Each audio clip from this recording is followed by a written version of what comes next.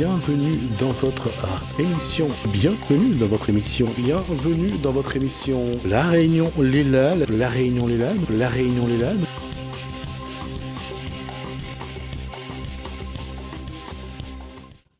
Bonsoir à tous, bienvenue dans votre émission La Réunion Léla. Ça fait un moment qu'on en parle, c'est un événement à rebondissement. On va de nouveau ouvrir les prisons de Juliette Dodu. On va voir où c'en est et on voit ça dans Causement Réunionnais.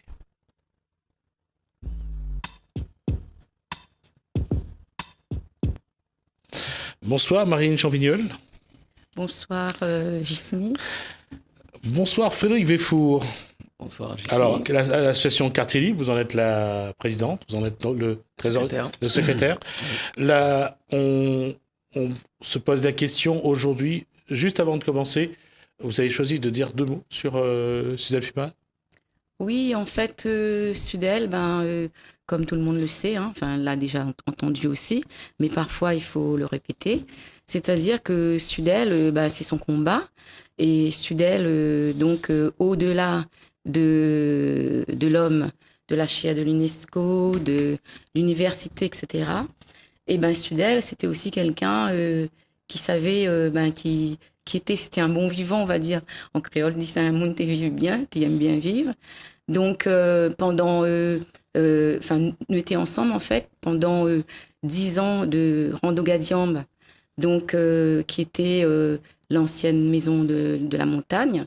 Le directeur Axel Waro et on va dire les faiseurs, les vrais hommes de terrain, Fernand Payette qui a orchestré tout ça. Donc Sudel, lui, c'était la sensibilisation sur l'histoire du marronnage.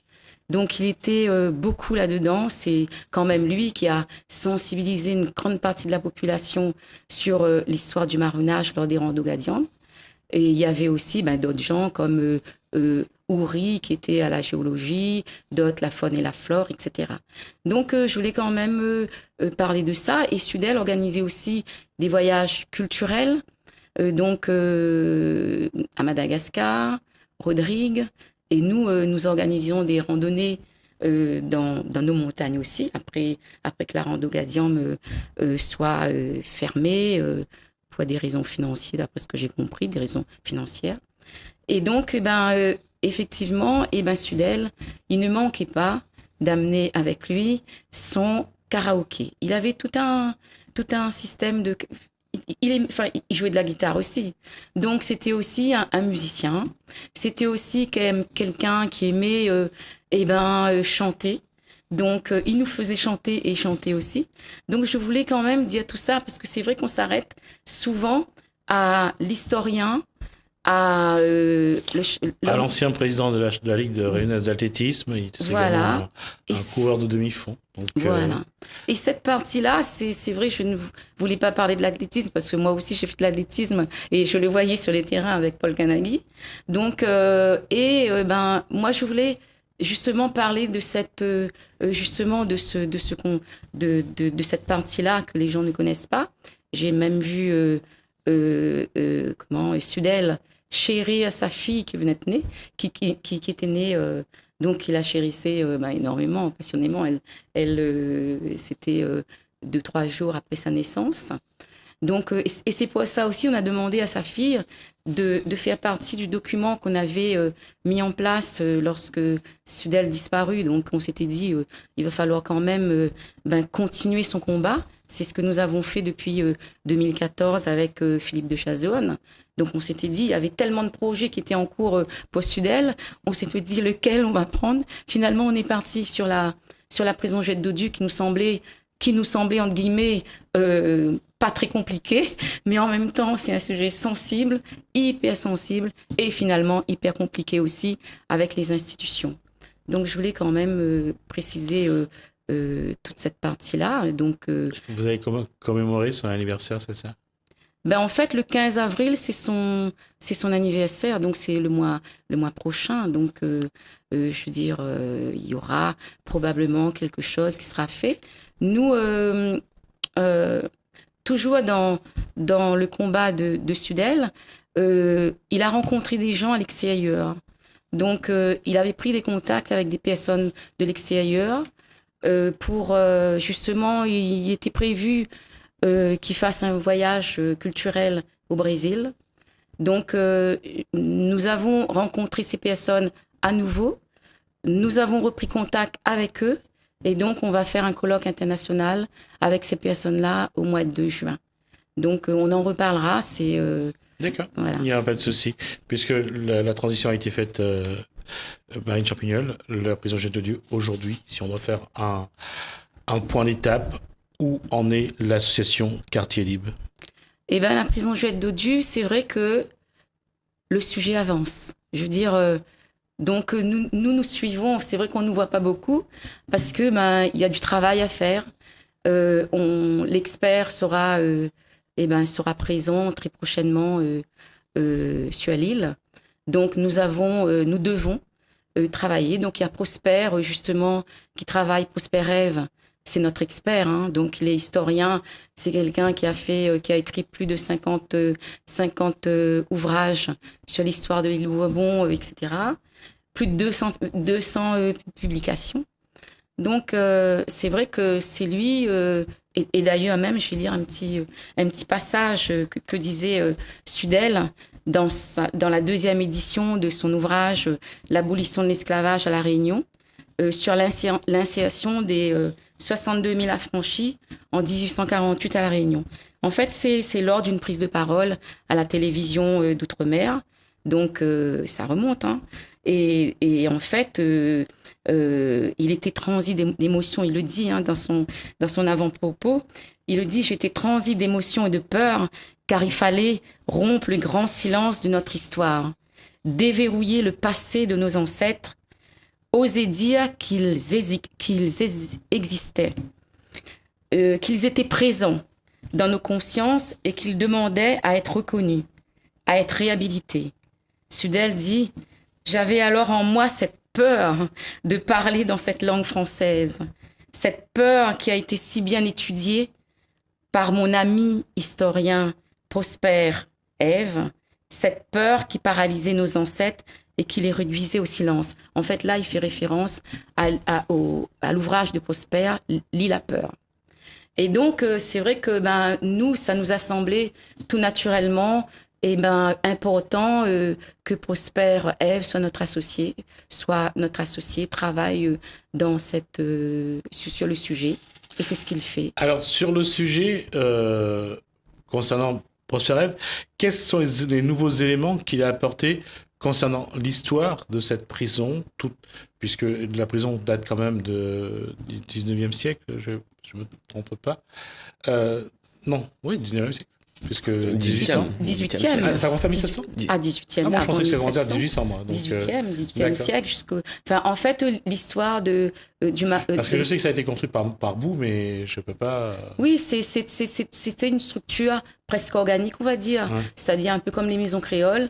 Ils construisent un bout, au fur et à mesure, les enfants y arrivent, et ils continuent à construire. Donc la prison, c'était au fur et à mesure, voilà. Je pensais que c'était en 1800, donc c'est en 1700. 1771. D'accord. Frédéric Véfour, aujourd'hui, sur les éléments apportés par Prosper Ève ou sur les éléments que vous avez eus, est-ce qu'il y en a de nouveaux? En fait, disons que, contrairement à Marilyn qui est dans ce projet depuis le début, hein, depuis 2014 avec Sudel Fuma. Donc moi je suis arrivé en 2017 et je dirais au fur et à mesure qu'on avance, je m'imprègne du dossier. Et c'est incroyable, comme tout à l'heure, je l'écoutais parler de Sudel Fuma. Et c'est vrai que parfois, moi, j'ai l'impression de sentir sa présence. Parce que, au fur et à mesure, parce que vous comprenez bien que pour aujourd'hui, on est arrivé au stade où le tribunal dit je ne peux pas prendre de décision comme ça.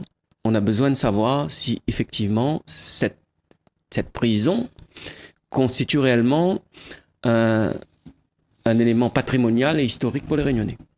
Donc ça, c'est la question. Et donc, elle fait venir un expert. Et donc, l'expert, bien entendu, il a besoin d'être éclairé. Mais par qui va-t-il être éclairé?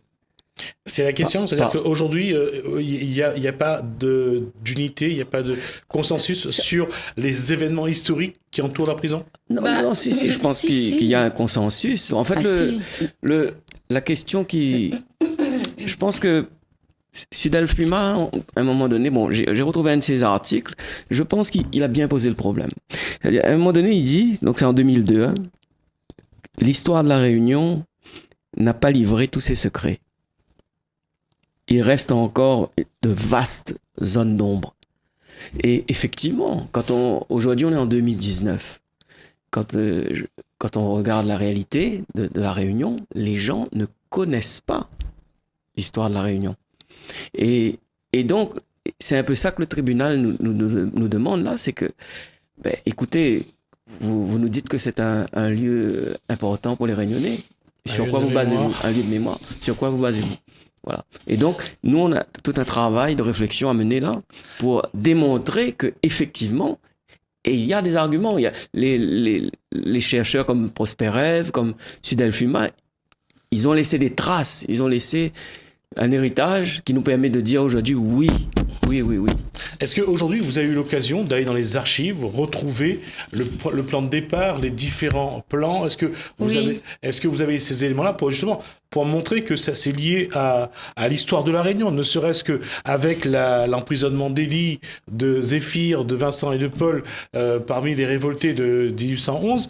Est-ce que ces éléments-là, vous les avez? Est-ce que vous savez que voilà, chaque moment de l'histoire de la Réunion a un lien avec cette prison? Oui, effectivement, nous, on a récupéré aux archives départementales de La Réunion et aux archives d'Aix-en-Provence tous les plans de la prison Juliette Dodu depuis 1820 jusqu'à 1884. Et puis, on a aussi les plans actuels. Donc, c'est vrai qu'on les a récupérés. Et Laurent, justement, fait un travail sur ce sujet. Laurent Waro, donc il est archéologue entre autres. Voilà, et donc comme vous le savez, il a fait tout un travail sur la léproserie, donc il a remis à Saint-Bernard. C'est un travail remarquable, hein. Donc c'est en lien avec la prison Juliette Dodu. Donc nous avons visité justement ce qu'il a fait, la léproserie, les petites cellules, donc qui ressemblent étrangement aux cellules de la prison Juliette Dodu. Donc ça a été probablement ce que dit Laurent, bâti pratiquement à la même époque. Donc voilà, il y a tout un travail qui a été fait à ce sujet. Nous, justement, on va présenter à l'expert qui sera présent très prochainement là. Donc on va lui présenter déjà toute la chronologie des plans que nous avons justement récolté. Donc, ça vous a amené à quelque chose de voir que finalement, l'époque était au lieu de confinement entre le Lazaret, entre la prison Juliette Dodu, entre la léproserie de Saint-Bernard, ce qu'il y avait également à Îlette-Quinquina. Îlette à Guillaume, parce qu'on a récupéré aussi les plans de la prison d'Îlette à Guillaume. Voilà, oui, donc c'est quand même, il y avait quand même pas mal de lieux de confinement, et que je dirais les responsables de l'époque, ceux qui gouvernaient l'île, n'avaient qu'une façon de faire, c'est de la coercition, de l'emprisonnement. Tout à fait. Et puis, la problématique qu'il faut comprendre, hein, c'est que, en fait, l'histoire, il y a un vide historique. Ça, c'est Sudal Fuma qui dit. À propos des Réunionnais, il y a un vide historique. Dans le savoir ou de ne pas savoir, justement, de ne pas bien connaître son histoire? Alors, on peut se demander pourquoi d'ailleurs. Alors, lui, il dit, il dit, en fait, c'est lié, en fait, au fait que l'esclave, c'est une chose. D'accord? Donc, à partir du moment où on n'a pas vraiment envie de s'intéresser aux choses. D'accord? Donc, si l'esclave, c'est une chose, on s'en intéresse pas. Et donc, ça, c'est peut-être une première explication qui permet de comprendre qu'on connaît pas grand-chose, finalement, de l'esclavage. Mais, il y a aussi, et ça c'est le chercheur qui le dit, Sudal Fuma, il y a peut-être eu une volonté de la part de l'État colonial à l'époque d'effacer tout ça, parce qu'il s'est quand même passé des choses graves. Et donc, on a essayé de cacher. Or, aujourd'hui, on sait que l'histoire, ce que les gens ont vécu dans le passé, ça a un impact sur les descendants. OK? Et donc, nous, notre société, pour qu'on puisse aller vers un développement plus prospère, il faudrait que peut-être qu'on connaisse un peu mieux notre histoire. Et alors, en quoi, vous allez me dire, le fait de préserver la prison Juliette Dodu, ça peut avoir un intérêt? Ben, justement, là, à l'époque, donc dans un article, Sud Alfuma disait que, en fait, les outils habituellement utilisés par les historiens pour étudier l'histoire, les archives, etc., il se trouve que dans le cadre de l'esclavage, ce ne sont pas les meilleurs outils. Parce qu'on n'a pas beaucoup de traces. Parce que ceux qui en parlent, ils ne parlent pas avec un regard qui ne donne pas toujours la réalité. Et donc, il dit à ce moment-là, ben, il faut essayer d'exploiter de nouvelles façons d'aborder la question. Et parmi ces nouvelles façons, il cite l'archéologie. Et donc, on peut penser que si on fait l'archéologie de ce bâtiment qui date du XVIIIe siècle, eh bien, on va retrouver des traces. Et ces traces-là vont donner des réponses à certaines questions. Et dans la démarche où vous êtes aujourd'hui, il y a cette partie de l'histoire. Donc, il va falloir que vous mettiez donc par écrit donc le lien historique entre cette prison et l'histoire de la Réunion. Lien historique, patrimonial, architectural. Et donc, c'est le travail que donc nos historiens sont en train de faire. Donc, avec notamment, il y a la partie sinologie aussi. Donc, Edith Van Inkham mettra à disposition ces documents. Il y aura Céline Ramsamy pour la partie de langagisme. Prosper y travaille aussi, Laurent Waro également.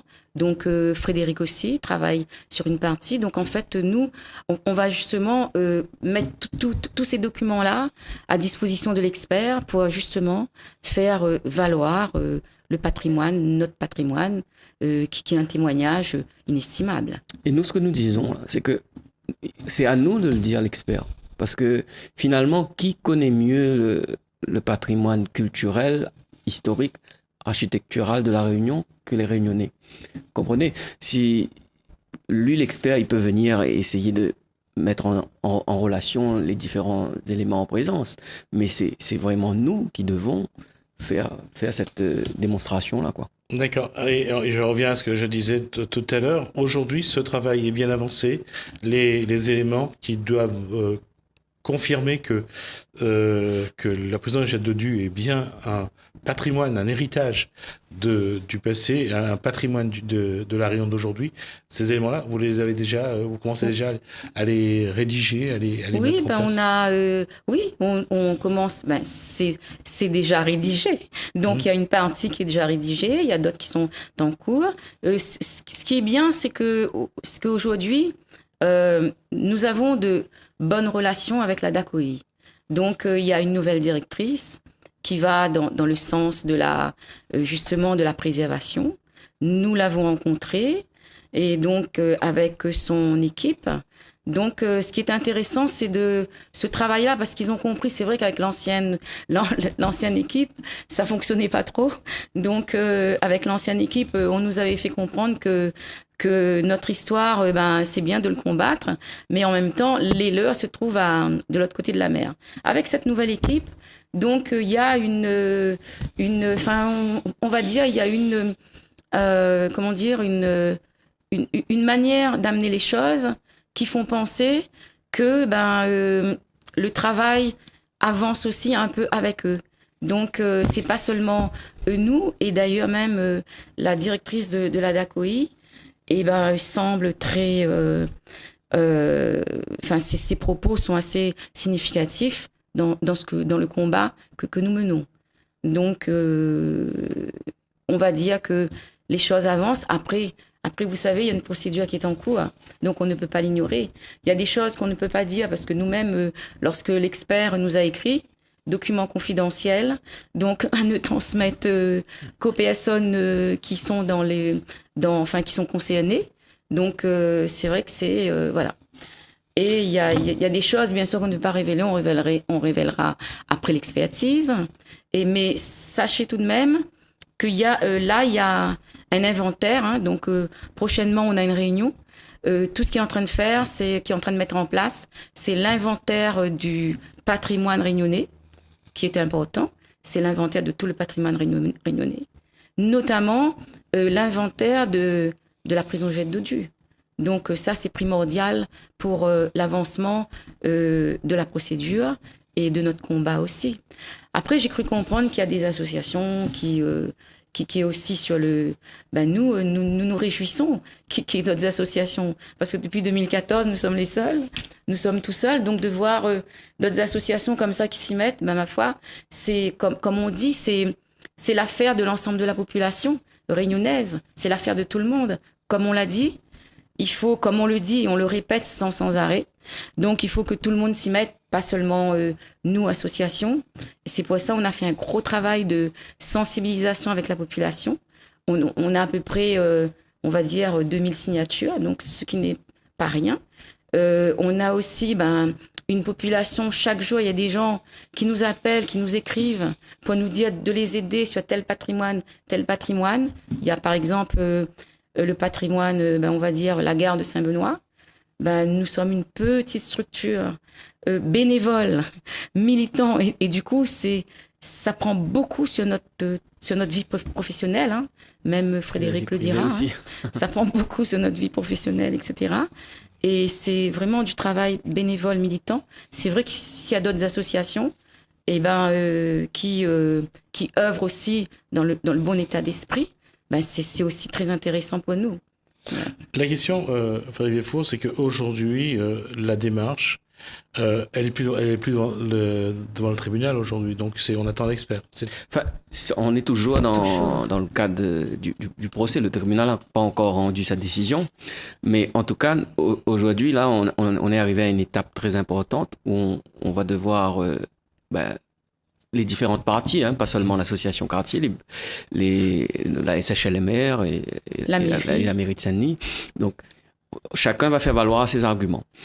Et donc, nous, notre argument, c'est de dire qu'il faut préserver ce site et que il est potentiellement porteur on peut en faire un lieu culturel de première envergure, quoi. Quelle sera la prochaine étape, puisqu'on parle de l'expertise? Après l'expertise, il y aura quoi? Alors, donc, la prochaine étape, c'est justement, c'est de chiffrer le projet. Donc, nous avons avec nous un architecte. Donc, on est vraiment en train de chiffrer le projet parce que c'est vrai, de défendre un projet, c'est bien.